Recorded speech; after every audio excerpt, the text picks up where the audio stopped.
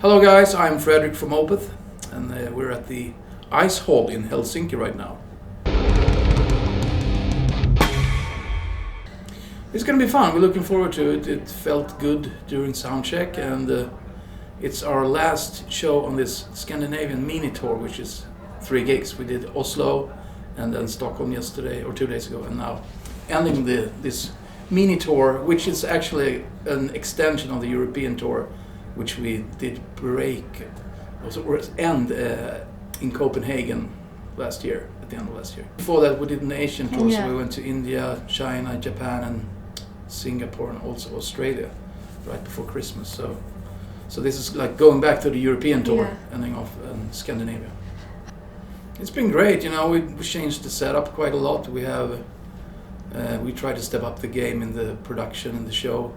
So we have, it's quite different from previous tours in a way, because now Martin Axelrod, our drummer, has a taller riser and he's in the middle, and Martin Mendes and Joachim Svalberg also are on risers with screens beneath the risers. And we also have a big screen in the back, and we've been working with this guy, our light designer Magnus from Norway, for a few years now. So it feels like we stepped up the game with the production a little bit, which is nice. That's what you want to level up with everything you do in life in a way. Yeah, it's going to be very different because last time I saw you was at Tuska. It was quite minimal, of course. Yeah, it's a festival, you know, but and of course this is more fun because we play a bit more than 2 hours when we do our own shows, and we can, you know, polish all the details. And when you play festivals, it's more like, fire at will. Yeah. We play 3 songs from the new album. We play the Swedish versions actually, and it felt good from the start. We started off in the UK on this tour, and the response was quite solid. I think that people seem to have listened to the new tracks. Maybe that has to do with you put it out on YouTube videos before, so people are actually familiar with it before. And the response has been really good, I think. And it's fun to play these new songs as well. Yeah, it was kind of Michael who thought we should do that. Maybe it has to do with laziness. We didn't have to learn 2 different languages. Me and Joachim sing quite a lot on these new tracks as well. But we have an American tour coming up, and I'm not sure if we're going to do the English versions or Swedish. We only played the Swedish versions so far. Yeah. People seem very excited when we play them. At least you get an energy of that. So yeah, it's cool.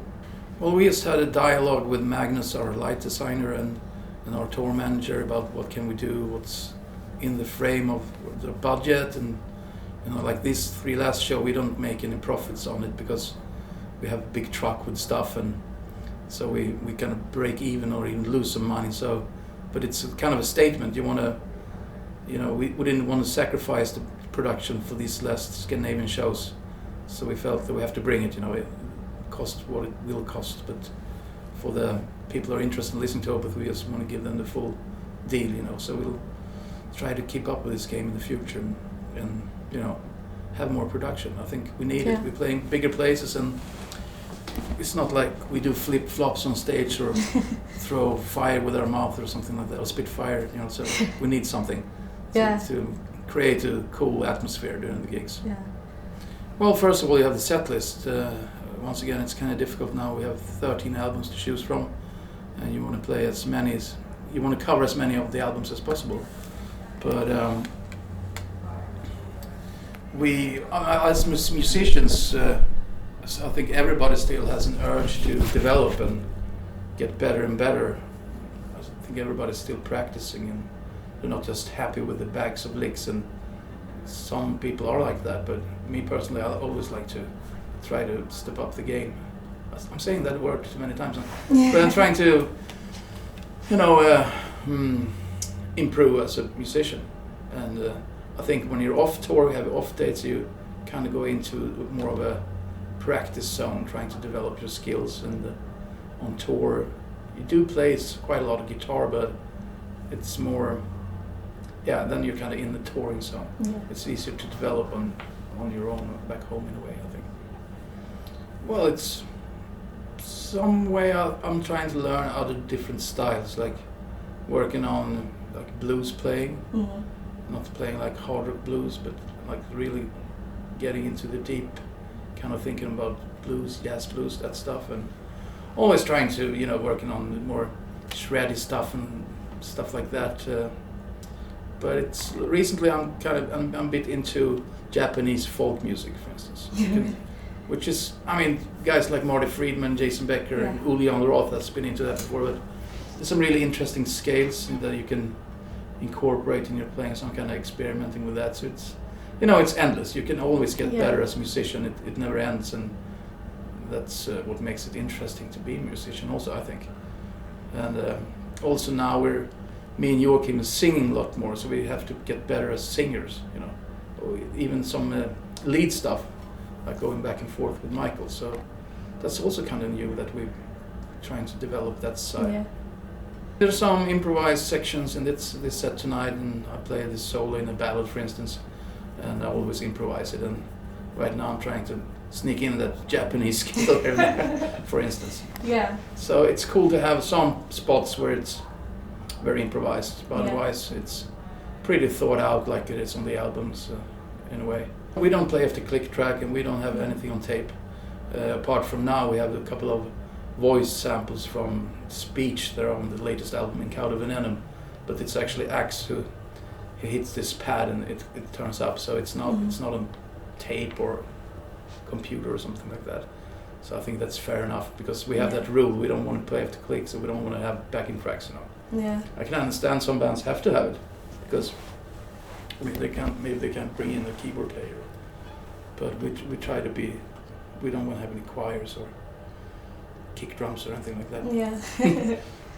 we talked about it. We initially didn't want it to sound like a 70s production, but we don't like the sound replacement on drums. We want to get as good sound as possible the natural way. The mic through tom or kick drum or whatever through a mixing console, and not add on layers of sound samples. We recorded in an old school way. We used old Neve consoles and that, but we also had some modern stuff in there. We used the Pro Tools systems, as a lot of most artists do. Yeah. But the approach of the album kind of turns out what it turns out to be. It starts with Michael, since he writes the majority of the stuff, and that sets the tone for the album. And then in the studio we all put a lot of time into comparing different amps, drums, guitars, whatever, and especially on this latest album we spent a lot of time comparing that bass to another, or a guitar, or an amp, or drums for that matter. So we spent a lot of time. I think that's the most time-consuming thing when you're in the studio, when you start A/B testing stuff, or ABCD testing stuff. So that was, it felt like we went the extra mile with that on this new album. Yeah.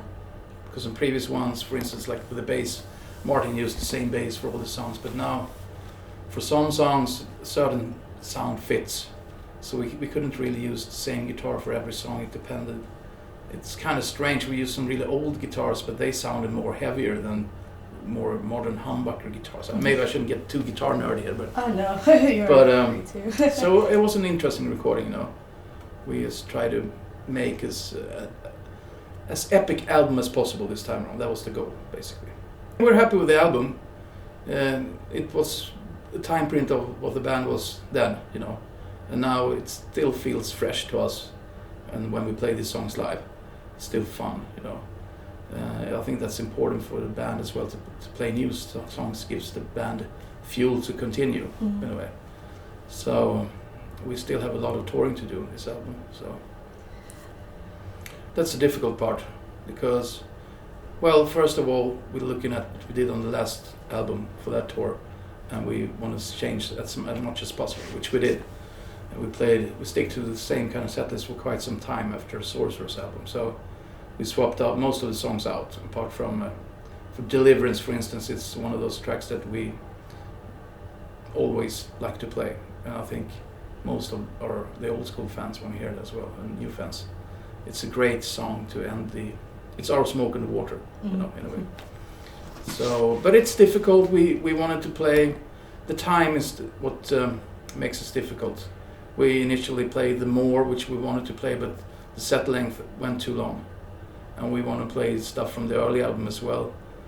So it's really difficult now. You have to kill your darlings, really. And but still, we play for 2 hours, so I think it's a good length of a show, you know. And I guess that's kind of the downside if your like playtime of one song is about 10 minutes or something. Yeah. I mean, Deliverance is 14 minutes, and then you have somebody screaming out for Black Rose Immortal, which is 23 minutes if you play that song, which we talked about. It's a lot of old school fans asking for it. Yeah. So maybe we should do that sometime. But then there's a lot of other songs that will be taken off the list. You know. Basically, in the end, it's about the muscle memory. If you play the song, if it has a lot of different sections, you usually learn one section at a time, and then you kind of glue it together. And after you played a bunch of shows, somehow I could be standing on stage. How can I even remember all this? And that's the dangerous part when you start thinking, because it has so much to do with muscle memory, really. But you have to just, as I mentioned, learn piece by piece and glue together. Mm-hmm. It happens, and then I stop thinking. So you have a lot of mind ghosts when you're on stage. That you could be battling with self-doubt. You can have like a Tourette syndrome voice in your head that, no, you're gonna fuck this part up. You're gonna mess it up. No. It's real psycho, actually. I don't know if it's like that for every musician, but I think most artists they deal with self-doubt when you're up there. Like, I'm not worthy of this. Oh, they're looking at me, like paranoia or something. Like imposter syndrome. And it kind of varies. Some days you feel stronger in your psyche, and some less stronger. But it's like you have to just go up there and do it. And I think it's important to try to go up there go up and enjoy yourself and not think too much. Yeah. Just try to relax, then it will hopefully go well. Fingers crossed. I'm very fond of death metal stuff, you know. I think we're all metalheads still, but we don't shy away from that, you know. We still play it live. And I personally like the mix of all the styles, really. It makes it interesting to play, hopefully for the listener as well. But it's more, in a way, I think the later stuff is actually more difficult than the older stuff, in a way. I mean, some parts might necessarily be so difficult to play, but they're sensitive, and you some parts you're left out on your own. Maybe you'd sing a little guitar pick thing that you could play in your sleep, but when you're up there on the stage, it's a different thing. So it's more delicate, but I think also a lot of the new stuff is really heavy, and it becomes really heavy live, you know. But it's heavy in a different way. Well, we rehearsed one more. We focused on 4 songs before the tour. We rehearsed one more, Next of Kin, which is a very heavy track and really difficult track to play because you're singing in odd time compared to the riffs, and it's so much stuff going on there. But I think we nailed it pretty good. So if we do a second leg of this album tour cycle, which I think we will, we'll probably play some other songs from the new album, or swap 2 out and mix it up a little bit. Yeah. To make it fresh for us and the crowd, of course.